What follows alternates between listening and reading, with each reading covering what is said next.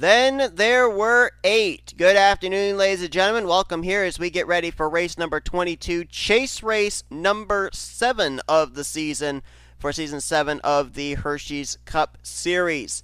Last week, we whittled our field of 12 down to our Elite 8 after the debuting race at Boston, and now we are getting set to begin the round that will determine for us our final 4 to compete for the championship at Homestead Miami Speedway. We have run a total of 6 chase races so far. 5 of those races have been won by playoff drivers. The only one that was not won by a playoff driver was Indianapolis, where Brandon Gonzalez went to victory lane, and that was our first elimination race. But now with only 8 drivers remaining in the championship hunt, the odds are getting slimmer and slimmer of a playoff driver making it into victory lane. But if by some chance it happens today and one of our 8 remaining competitors do find that checkered flag, they have themselves an automatic ticket into the Final 4 at Homestead Miami Speedway. Same rules applies when we go to Texas next week and Rockingham, North Carolina in 2 weeks. But here today we're getting ready for road course racing, and we saw in the Coors Light Truck Series race here yesterday, this road course definitely can play a factor in the outcome of a championship. We saw half of our 6 championship competitors DNF. The other ones finished inside the top 15. So will we see that same thing here today? Going to have to wait and find out. As on the pole position is going to be rookie Jordan Lopez. Lopez has had a very struggling year so far. Lopez comes into this race currently situated down in the 41st position in points. We saw yesterday Roger Ray go to victory lane, and he was outside the top 30 in the standings in that series. So could we see lightning strike twice? We'll have to wait and see. Alongside of him, Chris Dodd. Now, we really haven't spotlighted Chris Dodd because he's not a playoff contender, but the former champion's having a pretty good season. Right now, he's the highest running driver in the point standings that didn't make it into the playoffs. He is 17th in points. So trying to still look for that first win. We'll see if he can get it here today with good starting track position. Let's go down trackside and get that command. Drivers, start your engine! And as the command is given, obviously it's over on the right side of your screen, so we don't have to basically give you your point standings coming into this race, but you can clearly see that one driver that has a big advantage coming into this race, and that is the 39 of Keith Batson, picking up career wins number 2 and 3 in the last 3 weeks, as he ended up winning the Auto Club race to start off round 2, and then he capped it off winning last week's elimination race at Boston. So he had 6 bonus points coming into this race. K Shearer also winning in the last round at Talladega has 3 bonus points, and then our remaining competitors, K Mathews, Dylan Young, J Baskinger, Anthony McCrury, J Shelton, and Cole Baker, they all line up with 2,000 points apiece. 3 points behind Shearer and 6 points behind Keith Batson. And at a track where, you know, picking up spots isn't as easy to do when you're at maybe a mile and a half or a super speedway, those extra bonus points could come into play big time for the driver of the 39 and the driver of the 80. Now, we've got 4 drivers that obviously got eliminated last week after Boston, including Johnny Gardner, Scott Roush, Joseph Srigley, and Cody Smart. And you notice that up here towards the front, we've got the 60 of Scott Roush rolling off from, I believe that's 6th place. Johnny Gardner rolling off from 7th. But we also have some of our championship competitors up here towards the front too. Keith Batson trying to get this round off with a good start, rolling off 4th. And J Baskinger's up here, starting in the top 5 in 5th. So we'll see if the good starting track position for those playoff contenders is going to put them in good stead as they head towards next week's race at Texas. Also a possibility, we might see a fuel strategy race. 30 laps of racing today. It was 25 for the race yesterday for the Coors Light Truck Series. So depending on whether this is a wreck fest or whether we actually do end up getting to see a green flag race, we could very well be in for a race of fuel strategy. And that could easily play a huge factor as well into this season's battle for the championship. Down the sweeping right-hander, the final corner before hitting the front straightaway.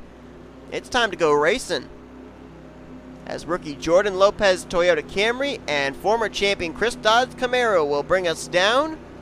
Waiting on that flagman to wave the green flag here for chase race number 7.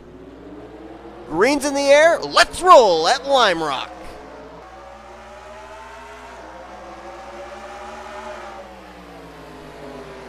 Got a playoff contender back there. I don't know if you saw him, but the white and orange Ford of Dylan Young made a 3-wide move going down here into turn 1. Starting mid-pack, realizing the urgency of getting up towards the front, Chris Dodd started second, trying to swing around the outside of Jordan Lopez for the race lead, and he will clear for the position. Good battle back here for third. Daniel Voyles, three-time winner last season, looking for his first win this season. Finished runner-up to Keith Batson last week at Boston. Doesn't want to do it again. Trying to pass the 39 for position. Will succeed in doing so. Now it's side-by-side between championship competitors Baskinger and Batson. Give the spot to Baskinger. He'll move to fourth. Batson now fighting for fifth with Johnny Gardner. Gardner now tucks in line. We move back up towards the front there. Jordan Lopez trying to close in the gap on Chris Dodd. You know, ironically enough, I was looking back, and we've only got in this field 4 of our previous Lime Rock winners. Seasons 1 and 2, it was Zach Flickinger. I remember that race when he passed Anthony McCrury on the final lap, picking up the win. Season 2 was Nathan Hudson. Hudson now running down in the Pizza Hut X Series. We'll see them next week in Texas. But Season 3, Joseph Srigley, who just recently got eliminated from the championship hunt. Season 4, Levi McIntyre. I remember that race. It seemed like he could only win during the playoffs and not when he was in the playoffs at the time. Brandon Gonzalez won this race back in Season 5. We saw him win a few weeks ago at Indianapolis. And the defending winner of this race, Benny Watson, one of his 5 wins last season. Or one of his 4 wins last season, I should say. It was win number 3 of his 4. Right now, Keith Batson and Jake Baskinger had themselves slotted in good spots, 4th and 5th. But what about the rest of our remaining 6 championship competitors? Let's see where they're at. Gotta go quite a ways back here. There's Anthony McCrury, best finish here, 2nd back in Season 1. Last time by, he was scored in the 15th position. There's Cole Baker in the 18. Just barely squeaked his way into the Elite 8 last week at Boston after a top 15 run. Behind him in 20th, well actually, I think he's actually in 19th, is Kyle Mathews, trying to keep Dylan Poteet at bay. Let's see where he does cross the line here. The former champion crosses in 19th, so that's where he's running. Jessica Shelton, right now in the 23rd spot. Saw Dylan Young making some moves, but he's faded back all of a sudden. Where did he go? Oh, he's all the way at the tail end of the field. You got K Shearer back here. Looks like there might be. I'm not sure if I'm just seeing things, but it looks like there's a little bit of right side damage on that car. He's in the 35th position. There is front end damage on the 3 of Holly Davis. Shane Lake also with damage on the right side and rear of his Chevrolet. And there's Dylan Young, and he's got damage as well.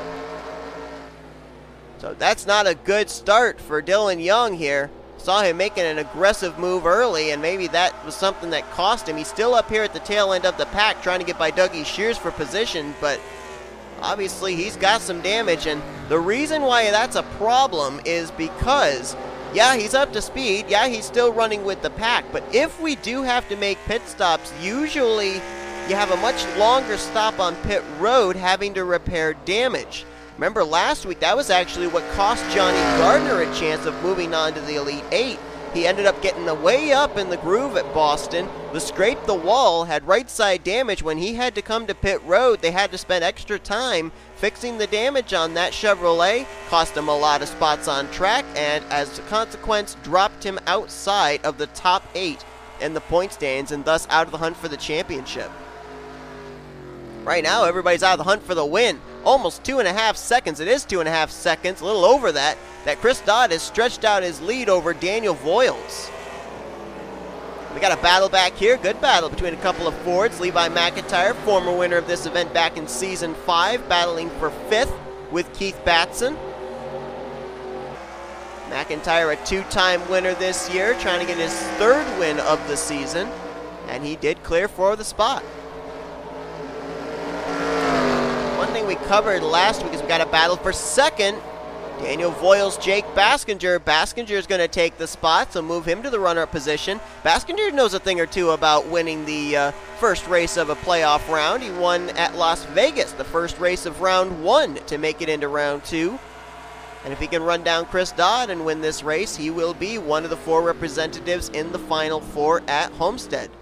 But going back to what I was going to say, we covered a good rookie points battle that's been going on here between 3 drivers. Jordan Lopez kind of out of the picture now as he's about 8 points out. And with only about 4 races remaining, not much of a chance for him to make up enough ground. But you got Scott Roush, 1 point in hand over Joshua Osborne, and only 4 points back is Holly Davis. So that rookie points battle continues here, and boy, McIntyre is a man on a mission. He might have the fastest car on track right now. We saw him get by Keith Batson for 5th rather. He just went around Jordan Lopez. That was for the 4th position. Johnny Gardner just made a pass on Keith Batson, so move him up to P6. Charles Sandfer there, good run for him. He's the highest run of the Retro Racing Enterprises cars right now. He's got Jordan Anderson and Kyle Keith right behind him. Sean Gallighan, who a lot of people think gave away a victory last week at Boston, coming to pit road from the lead. He battled his way back up for a top 10 run, but a lot of people weren't really sure that they even had to pit. And Tim Walsh running right behind him there in the 15. We still got the battle going on for spots 13 through 16 in points, and obviously we're going to still have the battle on for 9th through 12th in points as well, with the drivers that just recently got eliminated. Tim Walsh right now 15th in the standings. J Arndt moved up to 13th after last week's race at Boston. So there's still, there's still a battle going on between some competitors to try and finish the highest they can in points. Looking here at Kyle Keith, he's been on a little bit of a skid as of late, 22nd in the standings coming to this race, and now going to try and make the move on Charles Sandfer. That's for 8th. See if anything's going on further up here. We may have a brewing battle for 3rd momentarily. Levi McIntyre just ran his fastest lap of the race, a 50.617. Voyles ran a 51.1, so McIntyre about a half a second faster than the Jelly Belly Ford. And I'm also noticing up on the top left, that gap between Chris Dodd and J Baskinger, that is little by little closing up. So Baskinger's got a good long run car apparently, and he is slowly reeling in the former champion from season 2. 1.8 seconds last time by, this time by 1.6, so 2/10 ticked away by Jake Baskinger. Remember, it's not just a win on the line for Baskinger, it's a chance to get into the Final 4. He could go into Texas and Rockingham completely knowing he's going to be battling for the championship. Ooh, little contact right there. McIntyre wants by Voyles. Voyles wants to keep the spot. McIntyre says, all right, you're not going to give me the spot. I'm going to take it. I think if McIntyre can clear Voyles, we could have a 3-dog fight for the race lead, because Baskinger and McIntyre both have got 2 of the faster cars on track. Baskinger last time by ran a 50.90 and McIntyre a 50.628. Oh my goodness, did he close up the gap that time, did Baskinger. He is going to be on the back bumper of Chris Dodd probably before we get to the completion of this lap. That last time by 50.454 for Jake Baskinger. That's just about a 10th off his fastest lap, which was a 50.3 in the early stages of this race. Saw some dust up there in front of the race leader, so I wondered if they might have been catching a car off the pace, but I guess that's just dust lingering from the previous lap. Voyles still holding off McIntyre. McIntyre wants by, and now Johnny Gardner's about to crack the top 5. He's going to get to the inside of Jordan Lopez, and he will take the position out of the final turn. I think McIntyre has best opportunity to set Daniel Voyles up here on the front stretch going into turn 1. And now we're seeing Jake Baskinger setting up Chris Dodd. And he is right there on his back door. Chris Dodd just got to hit his marks here.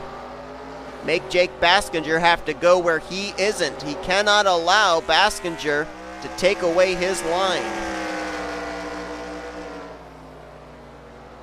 Take a look at our fastest laps so far as we're nearing the halfway point. I'll be shocked if Baskinger and McIntyre are not 1-2.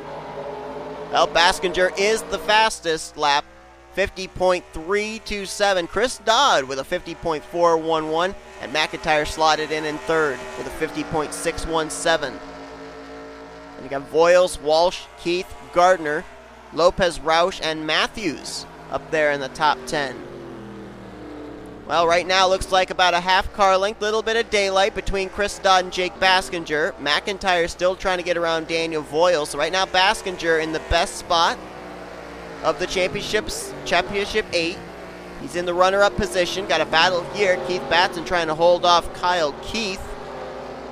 I don't think he'll be able to do that. Keith's got a strong number 29. He'll clear for that spot. So now move K Batson back to 8th. Cole Baker, now the third highest running playoff driver. He's in 16th, with Kyle Mathews right behind him in 17th. Those drivers trying to crack the top 15. Anthony McCurry's faded back here as this run's gone on. He's now back to 19th place. And then you get back to the drivers that are struggling. J Shelton's back in 26th. There's K Shearer. That damage apparently affecting him. He's back in 37th. And Dylan Young, back still in the 42nd position. He's still keeping touch with the pack, but oh wow, there's a lot more damage on that car than I originally thought. A lot of damage on the left front, left side, the rear of the car. Dylan Young was in the Final Four for the championship back in Season 5. Could Lime Rock be spelling the end of his bid to make it 2 out of the 3 years? Remember, he's still got Texas and Rockingham to try and bounce back at, and we still have the possibility of green flag pit stops here at Lime Rock. We ended up having, 5 or 6 cautions in yesterday's Coors Light Truck Series race. Today, so far, the yellow flag has not reared its ugly head. We are now past the halfway point, and we could be settling into what could be a race of fuel strategy. Boy, Baskinger, he's almost pushing Chris Dodd through these corners. We've got 2 really good battles going on here at the front of the field. The battle for the lead and the battle for third. Baskinger trying to get by Chris Dodd. Woo! Chris got a little loose through that corner. Almost opened up the door. Then you got the battle here between these Fords, Daniel Voyles and Levi McIntyre. And if these two continue to battle amongst themselves, Johnny Gardner is slowly reeling them in. He could make it a 3-man fight for the 3rd position. Gardner getting his first win of the season. Back at Bristol Dirt, the 2nd chase race. That got him into round 2, but as we mentioned, the hardships of Boston last week dropped him out of the Elite 8. And right now, something tells me J Baskinger's not saving fuel. The 8 might be. Either the 30, I think the 38 obviously is a little bit faster, and his car's handling a lot better than Chris Dodd, but Chris could be also feathering the throttle right now, backing the 38 up and saving fuel. I thought for a moment there Baskinger was going to get Chris Dodd for the lead. He almost did right there, too. Baskinger is not wanting to be denied. And Gardner is closing in on Voyles and McIntyre, but this battle up here at the front's just too good to get away from. Because we don't want to miss when the eventual move is made by Baskinger. It looks like Baskinger is better in the first half of the course, and then Chris Dodd is a little bit better in the second half. Problem is the second half doesn't have nearly as many passing areas as the first half does. So if Baskinger's better in the first half, he's got a better opportunity to be able to make a move. The first half is all about finesse. The second half is more about car speed. You got that long straightaway before the 2 right-handers, in which you both carry a lot of speed there as well, and then down to the front straightaway. That time, though, Baskinger was a little bit slower through the first half than Chris Dodd, so Chris may have found something. And he also may be getting J Baskinger to use up a lot of his stuff in the attempt of trying to run him down. You see right there, about 2 car lengths opened up between the 8 and the 38. Chris Dodd, during his championship season back in Season 2, did have a win at a road course. That was back at Tula, if I recall correctly. Oh no, it wasn't Tula, I'm sorry, that was Mid-Ohio. Baskinger's back, though, on the back door. So far, we've not had a repeat winner at a road course this season. We have run a total of believe 3 road courses so far this year. All of them took place during as we got a battle for the lead. Baskinger got to the inside, and he will take it through that corner. New leader, 38. But we've run, as I said, 3 road course races this season, all 3 of them taking place during the second half of the regular season. Thornton, Daytona Road Course, and Watkins Glen. Thornton, of course, was won by Dallas McIntosh, who wasn't high enough in the point standings to make it into the playoffs. Daytona Road Course, that was where Kyle Mathews picked up his 2nd win of the season, and then Cole Baker pulling off the win at Watkins Glen. So 2 of our remaining Elite 8 have gone to victory lane at road courses this season. Mathews and Baker, who both are running just outside of the top 15. Let's actually see about their progress. See if they've made up any ground. Mathews now up to 13th, and Baker right behind him in 14th. So they're trying to crack the top 10. Mathews trying to get by Sean Gallighan, Joseph Srigley, and J Arndt just up ahead of him. Arndt in the 10th position. Keith Batson's kind of fallen off. He's back in the 8th position, though. And pit stops. Here we go. And everybody hit pit lane. All the leaders hit pit road here. Is anyone going to risk it and stay out an extra lap? Anyone going for strategy? No, nobody is going for strategy. Wow. Nobody. Everybody's pitting. Thought McIntosh might stay out, but no. Oh, one car did. Well, actually, no. I think Lopez pitted a lap earlier. As did Charles Sandfer and Scott Roush and Emmanuel Hartnett and Cody Smart. Playoff contender Anthony McCrury, as well as Benny Watson and Brandon Gonzalez. Those drivers all were just on pit road a lap earlier. So will they see where they cycle around as Baskinger down and away with the lead. Chris Dodd comes out 2nd, Voyles 3rd, McIntyre 4th, and Gardner in 5th. So stays about the same. Now we're going to have to see, with 10 laps to go, did they make any kind of an adjustment on the 8 of Chris Dodd so he can get up there and run down Jake Baskinger for the race lead and the win? Prime opportunity to make the adjustment necessary. And we'll see if Baskinger gaps the 8 or if the 8 is able to close up the gap between himself and the Red Bull Chevrolet Camaro. It'll be 10 laps to go this time by when Baskinger hits the line. When they made the pit stop, Chris Dodd was 9/10 of a second back, but they were going at 45 miles per hour down pit lane. So we kind of got to wait until the next lap to determine if the gap gets closed up. 1.6 seconds at the line that time between Baskinger and Chris Dodd. We'll see if that gap increases or decreases. They make their way through the dust cloud there in turn 1.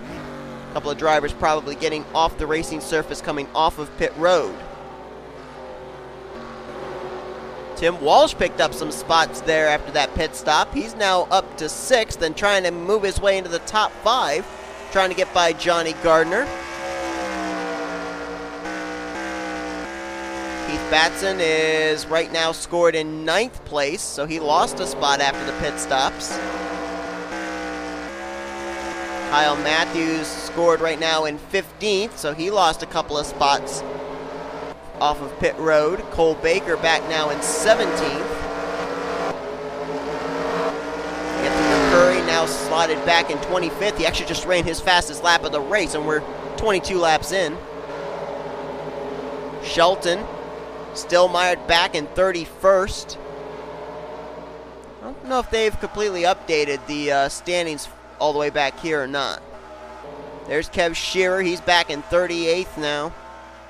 And Dylan Young still in 42nd. They spent that extra time on pit road. I guess Trent Dunham had some damage from something too, because he's way back here. Shelton, you see, making a move. Anthony McCrury making a move, all trying to pick up spots late here. There's Kyle Mathews trying to get 14th from J Arndt. And the battle for the lead is back on. Chris Dodd closed up at over a second and a half. He's all over the back bumper of Jake Baskinger. The hunter has become the hunted.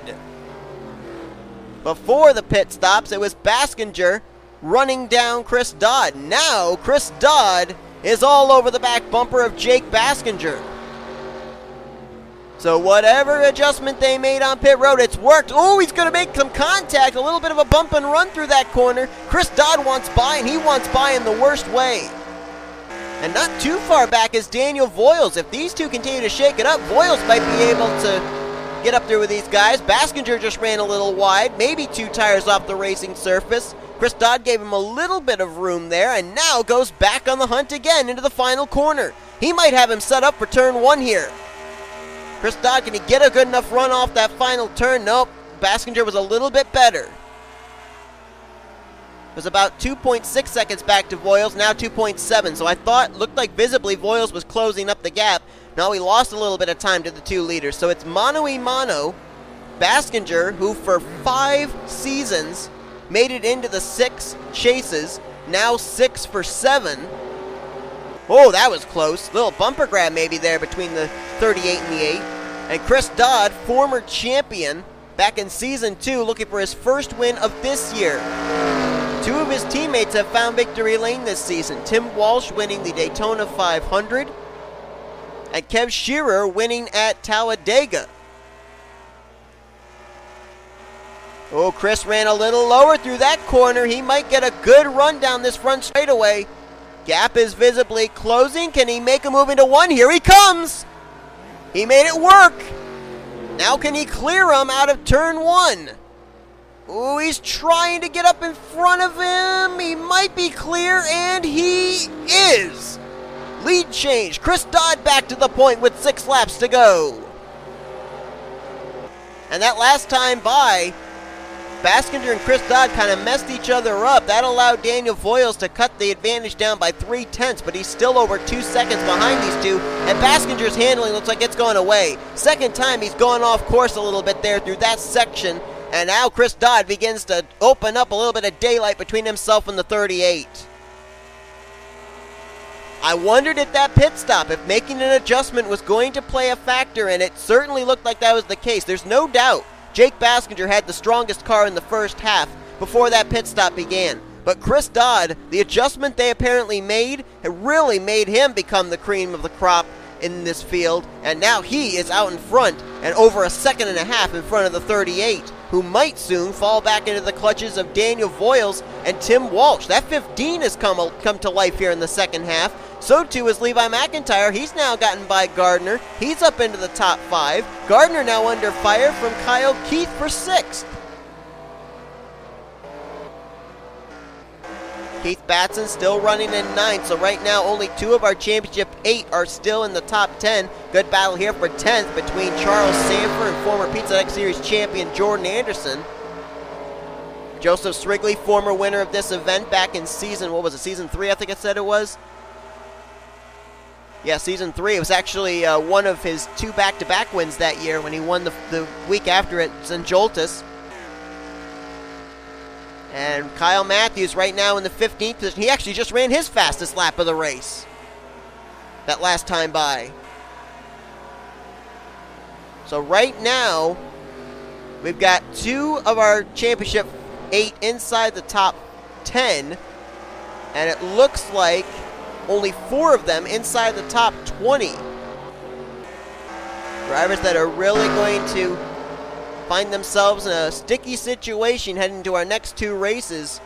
Drivers like Jessica Shelton and K Shearer, Dylan Young. Not the performances that any of those drivers were looking for. Anthony McCrury is back there too somewhere.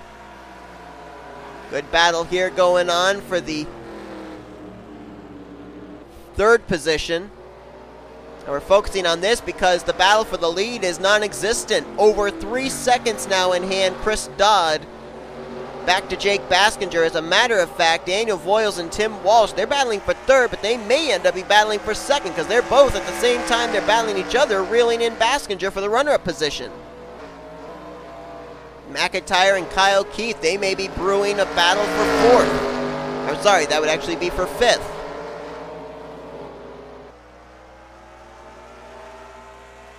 Through the final corner, Chris Dodd coming to the line, 2 laps to go for the driver of the IKEA Chevy Camaro. Chris Dodd this season, 3 top 5s, 7 top 10s, a pole, an average finish of 16th, or I'm sorry, an average finish rather of 19th, but still no victory. And it looks like that is very likely going to change.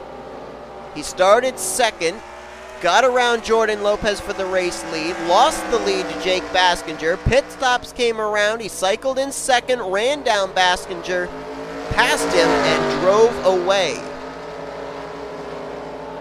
Tim Walsh trying to move a CJ Racing car into a second podium spot, and he will succeed in doing so, move himself to third, as the white flag was just displayed for his teammate, Chris Dodd.